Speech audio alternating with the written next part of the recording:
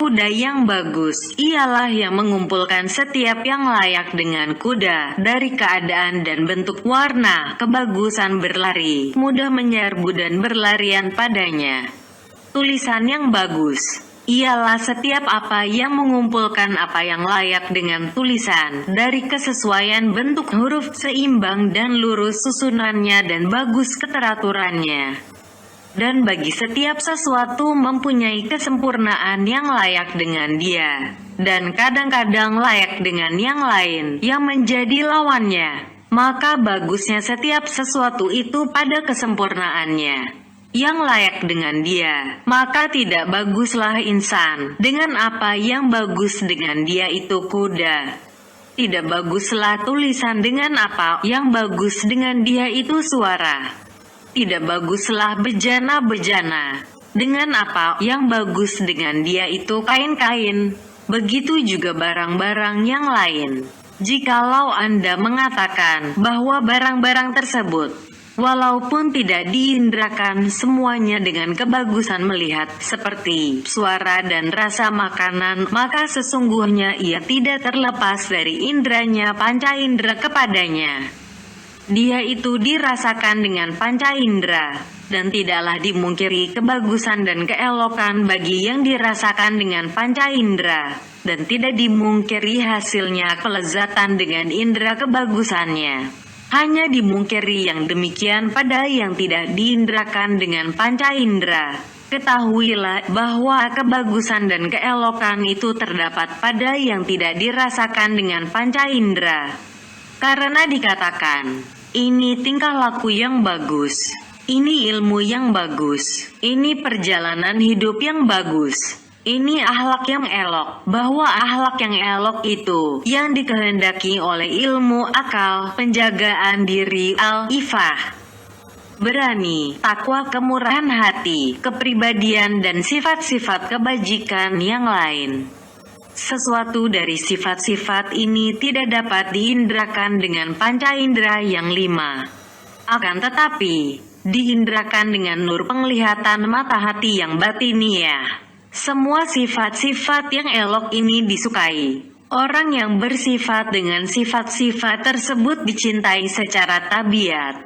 Pada orang yang mengenal sifat-sifatnya, tanda yang demikian dan bahwa keadaan memang seperti yang demikian, bahwa tabiat-tabiat itu dijadikan kepada mencintai nabi-nabi alaihi salam dan kepada mencintai para sahabat radhiyallahu anhu, sedang mereka itu tidak pernah disaksikan.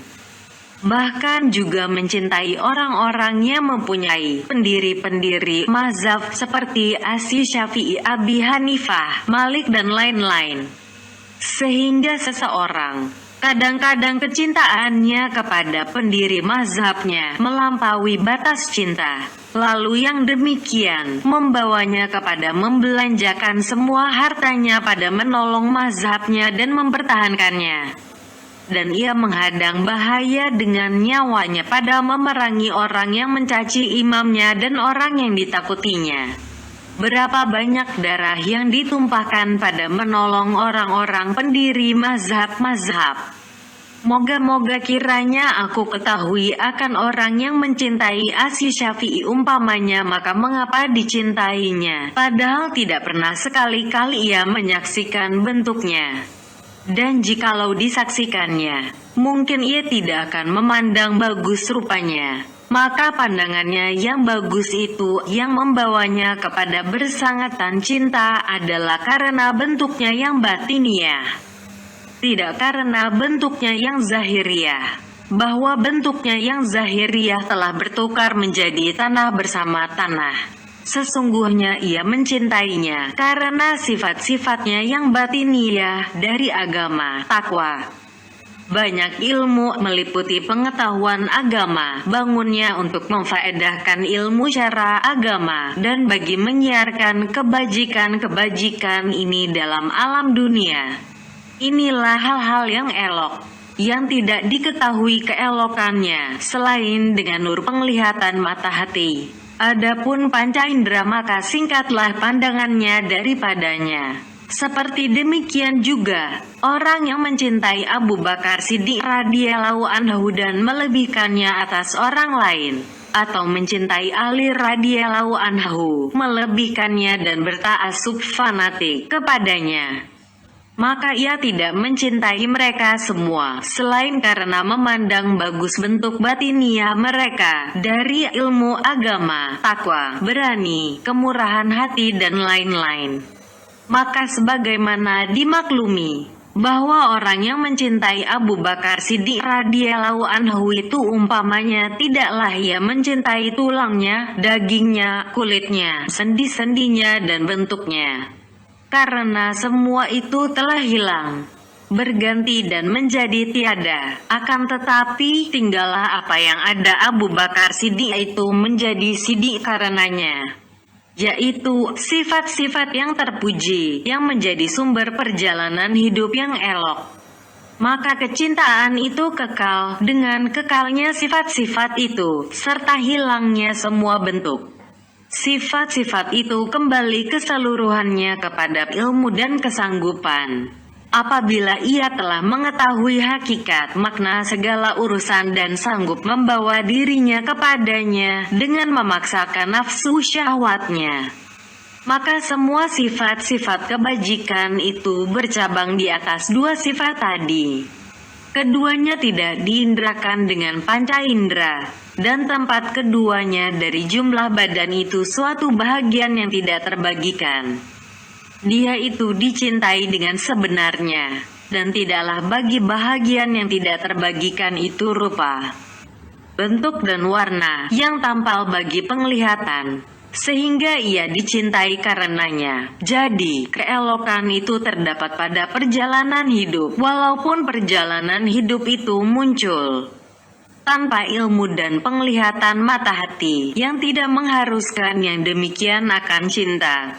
Maka yang dicintai itu sumber perjalanan hidup yang elok, yaitu budi pekerti yang terpuji dan sifat-sifat keutamaan yang mulia. Keseluruhannya kembali kepada kesempurnaan ilmu dan kemampuan, dan itu dicintai dengan tabiat manusia dan tidak diindrakan dengan panca indera, sehingga anak kecil yang disembunyikan serta tabiatnya apabila kita menghendaki mencintainya, dalam keadaan ia tidak hadir atau dia hadir dalam keadaan hidup atau mati, niscaya tiada jalan bagi kita selain dengan berpanjang lebar menyifatkannya dengan keberanian, kemurahan hati, keilmuan dan perkara-perkara yang terpuji lainnya. Manakala orang beriktikad yang demikian, niscaya ia tidak dapat menahan dirinya dan tidak sanggup bahwa ia tidak mencintainya. Maka adakah kerasnya kecintaan kepada para sahabat Ra, kemarahan kepada Abu Jahal dan kemarahan kepada iblis yang telah kena kutukan Allah, selain disebabkan dengan berpanjang-panjangnya pada menyifatkan kebaikan dan kekejian yang tidak diindrakan dengan panca indera. Bahkan tatkala manusia menyifatkan Hatim dengan kemurahan hati dan mereka menyifatkan Khalid dengan keberanian, niscaya mereka itu dicintai oleh semua hati dengan kecintaan yang demikian mudah. Tidaklah yang demikian itu dengan melihat kepada bentuk yang dirasakan dengan panca indera dan tidak dari keuntungan yang akan diperoleh oleh yang mencintai dari mereka. Bahkan apabila diceritakan tentang perjalanan hidup sebahagian raja-raja di sebahagian benua di atas bumi, akan keadilan, keihsanan dan melimpahnya kebajikan, niscaya mengeraslah kecintaan pada hati, serta putus asa daripada berhamburan keihsanannya kepada orang-orang yang mencintai itu, karena jaraknya tempat yang dikunjungi dan jauhnya rumah-rumah yang ditempati. Jadi tidaklah cintanya manusia itu terbatas kepada orang yang berbuat perbuatan baik kepadanya saja, akan tetapi orang yang berbuat perbuatan baik itu dicintai pada dirinya, walaupun tiada berkesudahan sekali-kali perbuatan baiknya kepada yang mencintai, karena setiap keelokan dan kebagusan itu adalah dicintai orang. Bentuk itu zahiriyah dan batiniah. bagus dan elok itu melengkapi kepada keduanya. Bentuk zahiriyah diperoleh dengan penglihatan zahir dan bentuk batiniyah diperoleh dengan penglihatan mata hati yang batiniyah. Siapa yang tiada mempunyai penglihatan mata hati batiniyah, niscaya ia tidak memperoleh bentuk batiniyah. Ia tidak merasa lezat, tiada mencintai dan tiada cenderung kepada bentuk batiniyah tersebut. Siapa yang ada penglihatan mata hati batiniyahnya lebih keras dari panca indera zahiriyah, niscaya adalah cintanya kepada makna-makna batiniyah itu lebih banyak dari cintanya kepada makna-makna zahiriyah. Maka jauhlah perbedaannya antara orang yang menyukai ukiran yang tergambar pada dinding tembok karena keelokan bentuknya yang zahiriyah dan orang yang mencintai salah seorang nabi karena keelokan bentuknya yang batiniyah. Sebab kelima kesesuaian yang tersembunyi antara panca indera dan yang dicinta. Karena banyaklah terjadi di antara dua orang yang teguh kasih sayang di antara keduanya. Tidak disebabkan keelokan atau keuntungan, akan tetapi disebabkan semata-mata kesesuaian jiwa. Sebagaimana sabda Nabi Shallallahu Alaihi Wasallam, maka yang berkenal-kenalan dari jiwa itu niscaya berjinakan hati, dan yang bertentangan daripadanya niscaya timbul perselisihan. Telah kami teguhkan yang demikian pada kitab adab persahabatan ketika menyebutkan kecintaan kepada Allah. Maka carilah pada kitab tersebut, karena dia itu juga termasuk dari keajaiban sebab-sebab cinta. Jadi, bahagian cinta itu kembali kepada 5 sebab, yaitu cintai insan akan wujud dirinya sendiri, kesempurnaan dan kekekalannya, cinta insan akan orang yang berbuat baik kepadanya mengenai yang kembali kepada kekekalan wujudnya, yang menolong kepada kekekalannya dan menolak kebinasaan daripadanya. Cinta insan kepada orang yang berbuat baik pada dirinya kepada manusia, walaupun orang itu tidak berbuat baik kepadanya. Cinta insan kepada setiap apa yang cantik pada benda itu, sama saja dari bentuk zahiriyah atau bentuk batiniyah. Dan cinta insan kepada orang yang diantaranya dan orang itu kesesuaian yang tersembunyi pada batiniyah. Jikalau berkumpullah sebab-sebab ini pada orang seorang, niscaya sudah pasti berganda-gandalah cinta. Sebagaimana jikalau ada bagi insan seorang anak yang cantik rupa, bagus budi pekerti, sempurna ilmu, bagus pengaturan, teratur, berbuat baik kepada makhluk dan berbuat baik kepada ibu bapak, niscaya sudah pasti anak itu dicintai sungguh-sungguh. Dan adalah kuatnya cinta sesudah berhimpun hal-hal tersebut menurut kuatnya sifat-sifat itu pada dirinya. Kalau adalah sifat-sifat itu pada derajat kesempurnaan yang paling penghabisan, saya sudah pasti cinta itu pada derajat yang paling tinggi. Maka marilah kami terangkan sekarang bahwa sebab-sebab itu semua tiada akan tergambar kesempurnaan dan berkumpulnya selain pada Allah Ta'ala, maka tiada yang layak dimiliki dengan kecintaan pada hakikat maknanya selain Allah Subhanahu wa Ta'ala.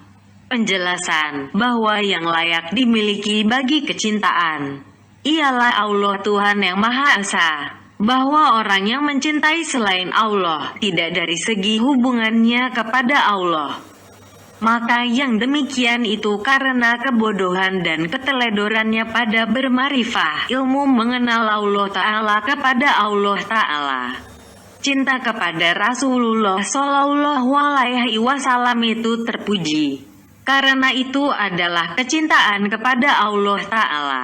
Seperti demikian juga kecintaan kepada para ulama dan orang-orang yang takwa. Karena dicintai orang yang dicintai itu dicintai. Rasul bagi yang dicintai itu dicintai. Dan yang mencintai yang dicintai itu dicintai. Semua yang demikian itu kembali kepada kecintaan pokok. Maka ia tidak melewatinya kepada yang lain. tiadalah yang dicintai pada hakikat maknanya pada orang-orang yang bermata hati selain Allah Ta'ala. Dan tidak ada yang layak dimiliki untuk dicintai selain Dia. Penjelasannya ialah dengan kita kembali kepada sebab yang 5 yang telah kami sebutkan dahulu. Dan kami jelaskan bahwa sebab-sebab yang 5 itu terkumpul pada Allah Ta'ala dengan keseluruhannya. Dan tidak didapati pada yang lain daripadanya selain satu-satu dari sebab-sebab itu. Sebab-sebab itu hakikat maknanya adalah pada Allah Ta'ala. Adanya pada yang lain dari Allah Ta'ala itu adalah sangkaan dan hayalan. Dan itu majas, sebenarnya semata-mata yang tidak hakikat makna baginya. Manakala telah tetap yang demikian, niscaya tersingkaplah bagi setiap orang yang mempunyai mata hati lawan apa yang dihayalkan oleh orang-orang yang lemah akal dan hati daripada kemustahilan kecintaan Allah Ta'ala pada hakikat maknanya. Dan jelaslah bahwa pada hakikat maknanya itu menghendaki bahwa Anda tidak mencintai seseorang selain Allah Ta'ala. Adapun sebab pertama, yaitu cintanya insan akan dirinya, kekekalan dan kesempurnaannya, kekekalan terus adanya dan bencinya bagi kebinasaannya, tiadanya, kekurangannya dan terputus-putus kesempurnaannya. Maka ini adalah sifat bagi setiap yang hidup, tiada tergambar akan terlepas daripadanya. Dan ini menghendaki akan penghabisan kecintaan adalah bagi Allah Ta'ala. Orang yang mengenal dirinya dan mengenal Tuhannya, niscaya sudah pasti ia mengenal bahwa ia tiada mempunyai wujud bagi dirinya, bahwa wujud dirinya, kekekalan wujudnya dan kesempurnaan wujudnya itu dari Allah, kepada Allah dan dengan Allah. Dialah pencipta yang mengadakannya. Dialah yang mengekalkannya, dialah yang menyempurnakan bagi adanya dengan menciptakan sifat-sifat kesempurnaan, menciptakan sebab-sebab yang menyampaikan kepadanya dan menciptakan petunjuk kepada pemakaian sebab-sebab itu. Jikalau tidak, maka hamba itu dari segi dirinya, tidaklah ia mempunyai wujud dari dirinya. Bahkan itu hapusan semata-mata dan tidak ada semata-mata jikalau tidaklah kurnia Allah Ta'ala kepadanya dengan penciptaan. Dia akan binasa di belakang adanya jikalau tidaklah kurnia Allah kepadanya dengan mengekalkan terus hidupnya. Dan itu kekurangan sesudah wujud jikalau tidaklah kurnia Allah kepadanya dengan penyempurnaan bagi kejadiannya. Kesimpulannya bahwa tidak adalah pada wujud ini sesuatu yang berdiri sendiri selain yang berdiri sendiri, yang hidup yang berdiri dengan zatnya. Setiap yang lain daripadanya itu berdiri dengan sebabnya. Maka jikalau orang yang bermarifah ilmu mengenal Allah Ta'ala, mencintai dirinya dan adanya dirinya itu memperoleh faedah dari yang lain, maka dengan secara mudah orang yang memperoleh faedah itu mencintai bagi wujud dirinya dan mencintai yang mengekalkannya jikalau dikenalnya akan pencipta yang mewujudkan, yang menjadikan, yang mengekalkan, yang berdiri sendiri dan yang mendirikan bagi lainnya. Jikalau ia tidak mencintainya, maka itu karena kebodohannya dengan dirinya dan dengan Tuhannya. Cinta itu buah ilmu mengenal Allah Ta'ala. Maka cinta itu menjadi tiada dengan tiadanya marifah ilmu mengenal Allah Ta'ala. Menjadi lemah dengan lemahnya ilmu mengenal Allah Ta'ala dan menjadi kuat dengan kuatnya marifah ilmu mengenal Allah Ta'ala. Karena itulah Al-Hasan Al-Basri radhiyallahu anhu berkata, siapa yang mengenal Tuhannya, niscaya dicintainya. Siapa yang mengenal dunia, niscaya ia zuhud di dunia. Bagaimana dapat digambarkan bahwa insan itu mencintai dirinya dan tidak mencintai Tuhannya? yang dengan dia itu, dirinya itu dapat berdiri, dan sebagai dimaklumi, bahwa orang yang mendapat percobaan dengan panasnya matahari, manakala ia menyukai naungan, maka dengan mudah dipahami. Ia menyukai pohon-pohonan, yang dengan pohon-pohonan itu tegaknya naungan. Dan semua dalam wujud ini, dengan dikaitkan kepada kudrah kuasa Allah Ta'ala, maka adalah seperti naungan dengan dikaitkan kepada pohon kayu dan cahaya dengan dikaitkan kepada matahari, bahwa semua itu dari bekas kudrah kuasanya dan wujudnya. Setiap sesuatu itu mengikuti kepada wujudnya, sebagaimana adanya cahaya mengikuti bagi matahari, adanya naungan bayang-bayang mengikuti bagi pohon kayu. Bahkan contoh ini benar dengan dikaitkan kepada dugaan orang-orang awam, karena mereka menghayalkan bahwa cahaya itu bekas matahari, terpancar daripadanya dan adanya disebabkan matahari. Ini adalah salah semata-mata, karena telah tersingkap bagi orang-orang yang mempunyai mata hati, dengan penyingkapan yang lebih terang daripada penyaksian penglihatan mata, bahwa cahaya itu hasil dari kudrah kuasa Allah Ta'ala, sebagai ciptaan ketika terjadinya berhadapan antara matahari dan tubuh-tubuh yang tebal. Sebagaimana cahaya matahari, dirinya, bentuknya dan rupanya, juga hasil dari kudrah kuasa Allah Ta'ala. Akan tetapi, maksud dari contoh-contoh itu untuk memberi pengertian saja, maka tidaklah dicari padanya akan hakikat-hakikat makna. Jadi, jikalau adalah cintanya insan itu akan dirinya merupakan hal yang delaruri, mudah dipahami, maka cintanya insan kepada Tuhan, yang mula pertama berdirinya dengan dia dan yang kedua, kekekalannya. Pada asal-usulnya, sifat-sifatnya, zahirnya, batinnya, benda dan aradil, sifatnya juga delaruri, mudah dipahami, bahwa ia mengenal yang demikian, seperti yang demikian. Siapa yang terlepas dari cinta ini, maka adalah karena ia menyibukkan dirinya dengan dirinya sendiri dan nafsu syahwatnya, lupa kepada Tuhannya dan Halik yang Maha Pencipta.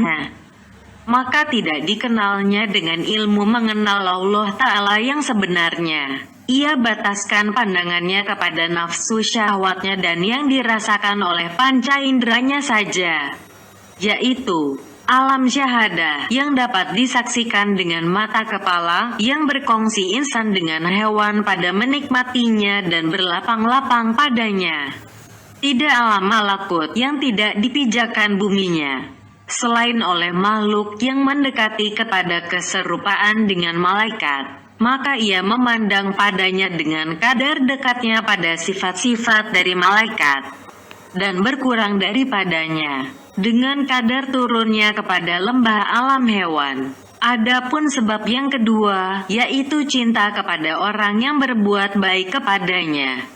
Orang itu menolongnya dengan harta, berlemah lembut dengan dia pada perkataan, dibantunya dengan pertolongan, mengirim pesan untuk menolongnya dan mencegah musuh-musuhnya.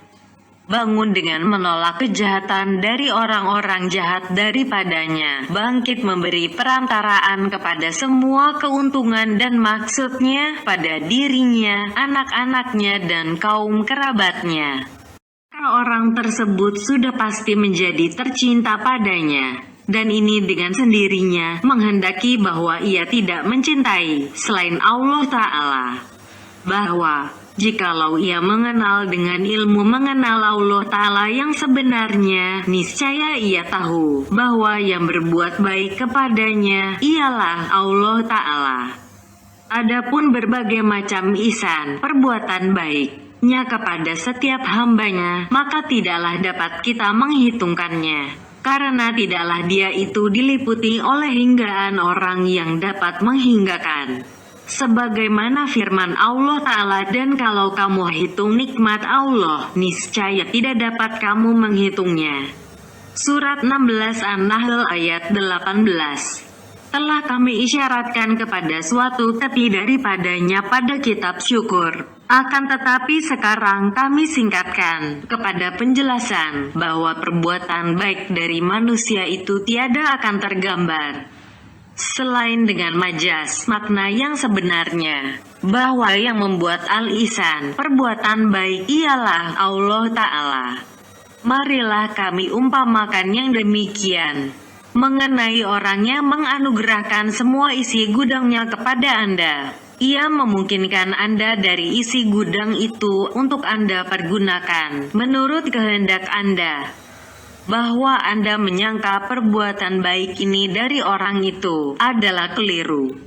Sesungguhnya bahwa sempurnalah perbuatan baiknya dengan dirinya sendiri, dengan hartanya, dengan kemampuannya kepada harta dan dengan pengajaknya yang menggerakkannya kepada menyerahkan harta kepada Anda.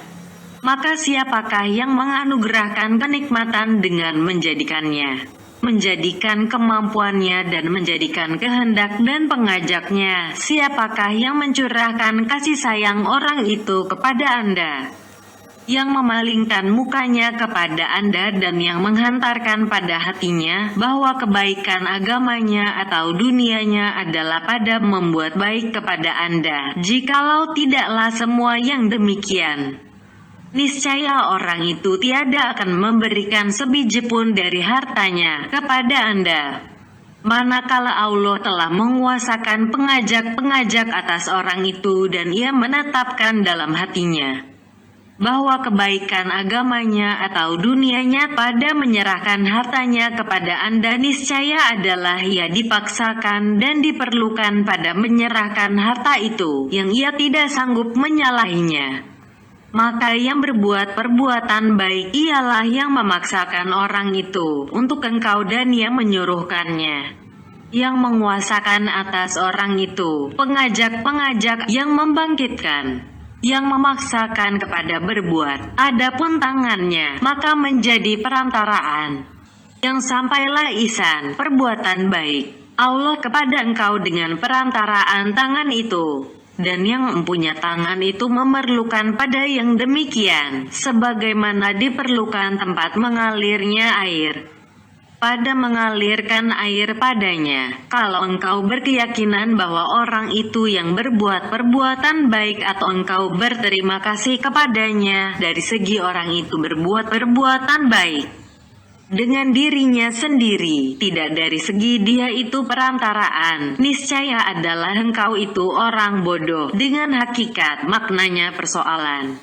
Maka sesungguhnya tidaklah tergambar perbuatan baik dari manusia selain kepada dirinya sendiri. Adapun perbuatan baik kepada orang lain, maka itu hal yang mustahil dari makhluk manusia, karena ia tidak akan memberikan hartanya selain karena ada maksudnya pada memberikan itu. Ada kalanya pada masa yang jauh, yaitu pahala, dan ada kalanya pada masa yang segera, yaitu menyebut-nyebut dan mencari kebajikan, atau pujian dan suara orang, kemasyahuran dengan suka memberi dan kemurahan hati, atau menarik hati orang banyak kepada perbuatan taat dan kasih sayang.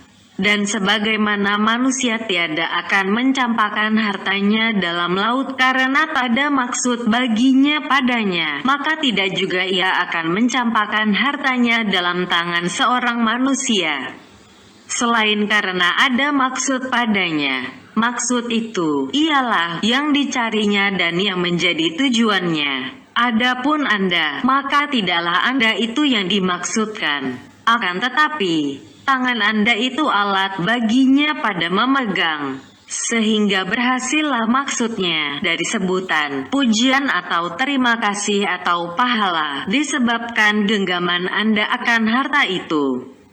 Ia telah menggunakan tenaga Anda pada menggenggam untuk sampai kepada maksud dirinya.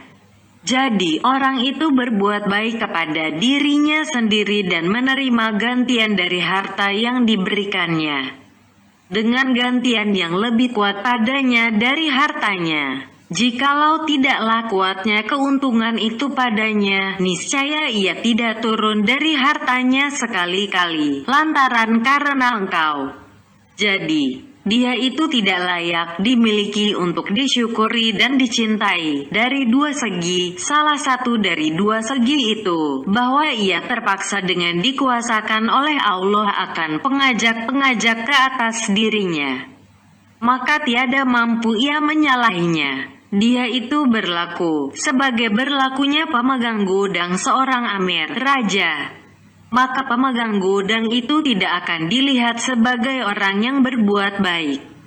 Dengan menyerahkan hadiah amir kepada orang yang dihadiahkannya. Karena orang itu dari pihak amir memerlukan kepada kepatuhan dan mengikuti akan apa yang digariskan oleh amir.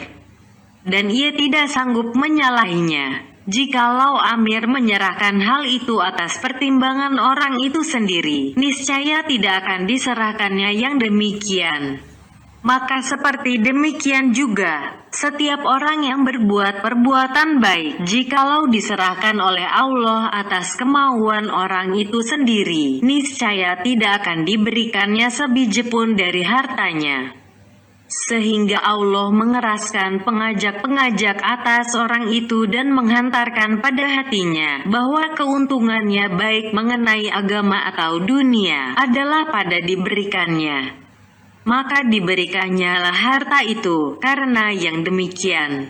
Kedua, bahwa ia mendapat ganti dari apa yang telah diberikannya sebagai keuntungan yang lebih sempurna dan lebih disukainya dari apa yang telah diberikannya. Maka sebagaimana penjual barang tidak dihitung sebagai orang yang berbuat perbuatan baik karena ia memberikan dengan ada ganti yang lebih disukainya dari apa yang telah diberikannya, niscaya seperti demikian juga orang yang memberikan sesuatu yang memperoleh gantinya dengan pahala atau pujian dan sanjungan atau ganti yang lain.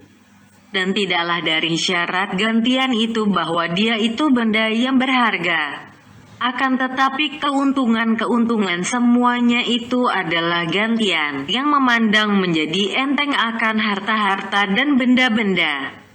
Dengan dikaitkan kepada gantian itu, maka perbuatan baik itu pada kemurahan.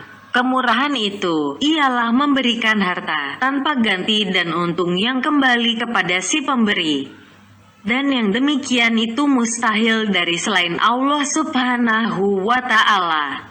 Dialah yang mencurahkan nikmat kepada alam semesta sebagai perbuatan baik kepada mereka dan karena mereka, tidak karena keuntungan dan maksud yang kembali kepadanya. Dia maha suci dari segala maksud. Maka lafal kemurahan dan perbuatan baik pada yang lain dari Allah itu dusta atau secara majas makna yang sebenarnya.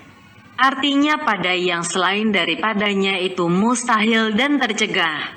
Sebagai tercegahnya berkumpul antara hitam dan putih. Maka dialah yang sendirian dengan kemurahan dan keihsanan, pemberian dan curahan nikmat.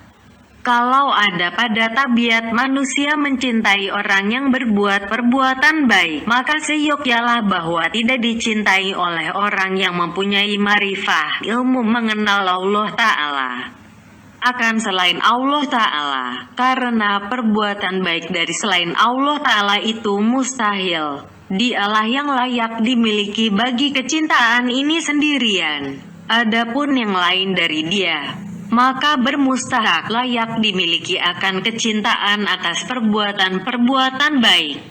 Dengan cara tiada mengetahui akan arti perbuatan baik dan hakikat maknanya. Adapun sebab ketiga, yaitu cintanya engkau kepada orang yang berbuat baik pada diri orang itu sendiri. Walaupun tidak sampai perbuatan baiknya kepada engkau, ini juga terdapat pada tabiat manusia, bahwa apabila sampai kepada engkau berita seorang raja yang banyak ibadahnya, yang adil, yang alim, yang sayang kepada manusia, yang berlemah lembut dengan mereka, yang merendahkan diri kepada manusia dan raja itu di suatu benua di bumi ini, yang jauh dari engkau, Dan sampai pula kepada engkau berita seorang raja yang lain, zalim, sombong, fasik, berbuat kerusakan, jahat, dan raja ini juga jauh dari engkau. Maka engkau dapati dalam hati engkau perbedaan di antara keduanya. Karena engkau dapati dalam hati akan kecenderungan kepada yang pertama, yaitu cinta. Dan kelarian hati dari kedua, yaitu benci. Sedang engkau berputus asa dari kebajikan raja yang pertama dan perasaan aman dari kejahatan raja yang kedua. Karena putusnya harapan engkau untuk masuk ke negeri mereka. Maka ini adalah kecintaan kepada orang yang berbuat baik dari segi bahwa orang itu berbuat baik saja. Tidak dari segi bahwa orang itu berbuat baik kepada engkau. Ini juga menghendaki akan kecintaan kepada Allah Ta'ala. Bahkan menghendaki bahwa tiada sekali-kali ia mencintai yang lain, selain dari segi bahwa ada sangkutan dari orang itu dengan sesuatu sebab. Maka sesungguhnya Allah yang berbuat perbuatan baik kepada seluruhnya dan yang mengurniakan kepada semua jenis makhluk. Pertama-tama dengan dijadikannya akan mereka. Kedua dengan penyempurnaan mereka dengan anggota-anggota badan dan sebab-sebab yang termasuk hal yang penting bagi mereka. Ketiga dengan penganugerahan kemewahan dan kenikmatan bagi mereka. Dengan menciptakan sebab-sebab yang dalam tempat sangkaan hajat keperluan mereka, walaupun tidak dalam tempat sangkaan yang darurat.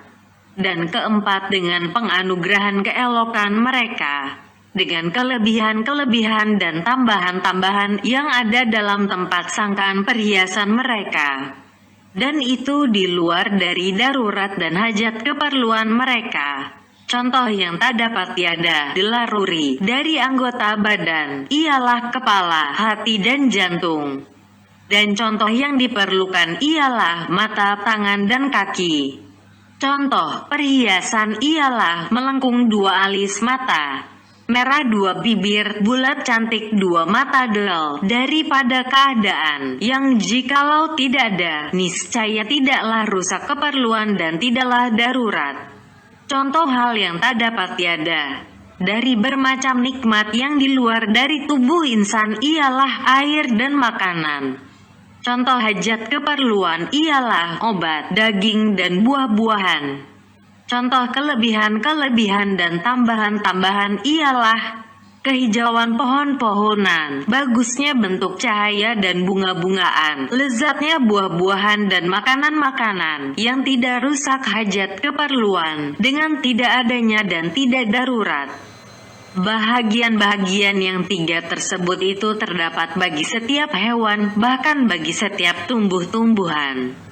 Bahkan bagi setiap jenis dari jenis-jenis makhluk, dari puncak arasy sampai kepada penghabisan tikar bantal. Jadi, dialah yang berbuat perbuatan baik. Bagaimana maka yang lain daripadanya itu berbuat perbuatan baik? Orang yang berbuat perbuatan baik itu adalah salah satu dari kebaikan kudrah kuasa. Dialah yang menjadikan perbuatan baik, yang menjadikan orang yang berbuat perbuatan baik, yang menjadikan perbuatan baik dan yang menjadikan sebab-sebab perbuatan baik. Maka cinta dengan alasan ini bagi yang lain daripadanya juga kebodohan semata-mata.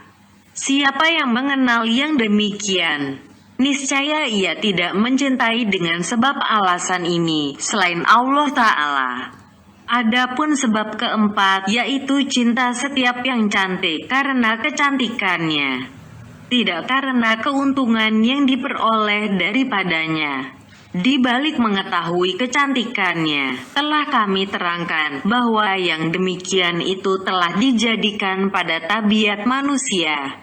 Dan kecantikan itu terbagi kepada kecantikan bentuk zahiriah, yang diketahui dengan mata kepala, dan kecantikan bentuk batiniah yang diketahui dengan mata hati dan nur penglihatan jiwa.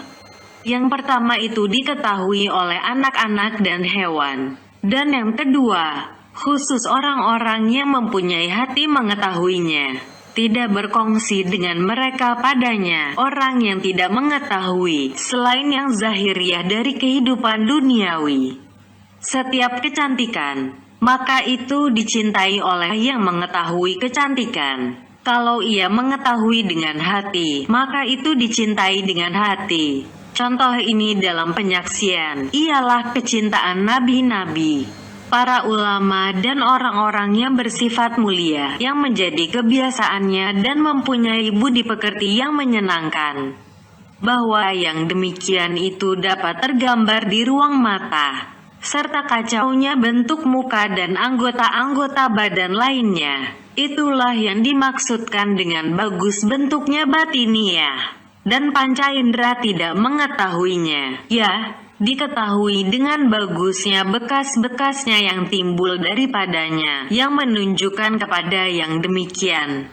Sehingga apabila hati menunjukkan kepadanya, saya cenderunglah hati kepadanya, lalu dicintainya. Maka siapa yang mencintai Rasulullah Shallallahu Alaihi Wasallam atau Abu Bakar Siddiq radhiyallahu anhu atau Asy Syafi'i radhiyallahu anhu, maka ia tidak mencintai mereka selain karena kebagusan apa yang lahir dari mereka. Tidaklah yang demikian itu karena bagusnya bentuk mereka dan tidak karena bagusnya perbuatan mereka. Akan tetapi, ditunjukkan oleh kebagusan perbuatan mereka kepada kebagusan sifat-sifat yang menjadi sumber segala perbuatan. Karena segala perbuatan itu bekas-bekas yang datang daripadanya dan yang menunjukkan kepadanya. Siapa yang melihat bagusnya karangan seorang pengarang dan bagusnya syair seorang penyair, bahkan bagusnya ukiran seorang pengukir dan bangunan seorang pembangun, niscaya tersingkaplah baginya dari perbuatan-perbuatan ini akan sifat-sifatnya yang baik, yang batiniah, yang kembali hasilnya ketika dibahas kepada ilmu dan kemampuan. Kemudian, setiap kali ada yang diketahui itu lebih mulia dan lebih sempurna kecantikan dan kebesarannya, niscaya adalah itu lebih mulia dan lebih cantik. Demikian juga yang disanggupi, setiap kali ada ia lebih besar martabatnya dan lebih mulia kedudukannya, niscaya adalah kesanggupan kepadanya itu lebih agung tingkatnya dan lebih mulia kadarnya. Yang termulia dari segala yang diketahui ialah Allah Ta'ala. Maka tidak dapat dielakkan lagi bahwa ilmu yang terbagus dan yang termulia ialah mengenal ma'rifah, ilmu mengenal Allah Ta'ala. Seperti demikian juga apa yang mendekatinya dan yang khusus dengan dia. Maka kemuliaannya adalah di atas kadar kesangkutannya dengan ilmu itu. Jadi, keelokan sifat orang-orang siddiq yang dicintai mereka oleh hati manusia secara tabi'i itu kembali kepada 3 perkara. Salah satu daripadanya ialah taunya mereka akan Allah, para malaikatnya, kitab-kitabnya, rasul-rasulnya, dan agama-agama para nabinya. Kedua, mampunya mereka memperbaiki diri, memperbaiki hamba-hamba Allah dengan petunjuk dan politik. Ketiga, bersihnya mereka dari sifat-sifat kehinaan, kekejian dan nafsu syahwat yang mengerasi, yang memalingkan dari jalan-jalan kebajikan, yang menarik kepada jalan kejahatan. Dengan contoh ini, ia mencintai nabi-nabi, para ulama, para khalifah dan raja-raja, yang mereka itu orang-orang yang menjalankan keadilan dan kemurahan. Maka kaitkanlah sifat-sifat ini kepada sifat-sifat Allah Ta'ala. Adapun ilmu, maka di manakah perbandingannya ilmu orang-orang dahulu dan orang-orang kemudian dengan ilmu Allah Ta'ala, yang meliputi dengan setiap sesuatu yang keluar dari berkesudahan, sehingga tidak tersembunyi daripadanya seberat atom pun di langit dan di bumi. Ia menunjukkan kepada semua makhluk. Maka ia Azza wa Jalla berfirman, dan tidaklah kamu diberi ilmu melainkan sedikit. Surat 17 Al-Isra ayat 85. Bahkan jikalau berkumpul isi bumi dan langit untuk melingkungi ilmu Allah dan hikmahnya pada menguraikan seekor semut atau nyamuk, niscaya mereka tidak akan melihat kepada 1/100 yang demikian. Mereka tiada akan melingkungi sesuatu dari ilmunya, selain dengan apa yang dikehendakinya dan kadar yang sedikit yang diajarkannya kepada seluruh makhluk. Maka dengan pengajarannya, mereka mengetahui ilmu itu, sebagaimana Ia yang Maha Tinggi berfirman, Dia menciptakan manusia, mengajarnya pandai berbicara. Surat 55 Ar-Rahman ayat 3-4. Kalau adalah keelokan ilmu dan kemuliaannya itu hal yang dicintai dan ilmu itu sendiri merupakan perhiasan dan kesempurnaan bagi orang yang bersifat dengan ilmu, maka tiada seyogyanya bahwa dicintai dengan sebab ini selain Allah Ta'ala. Bermacam ilmu para ulama itu adalah kebodohan dengan dikaitkan kepada ilmunya. Bahkan siapa yang mengenalkan orang yang lebih berilmu dari penduduk zamannya dan yang lebih bodoh dari penduduk zamannya, niscaya mustahillah bahwa ia mencintai dengan sebab ilmu akan orang yang lebih bodoh dan meninggalkan orang yang lebih berilmu, walaupun yang lebih bodoh itu tidak kosong dari suatu pengetahuan yang dikehendaki oleh penghidupannya.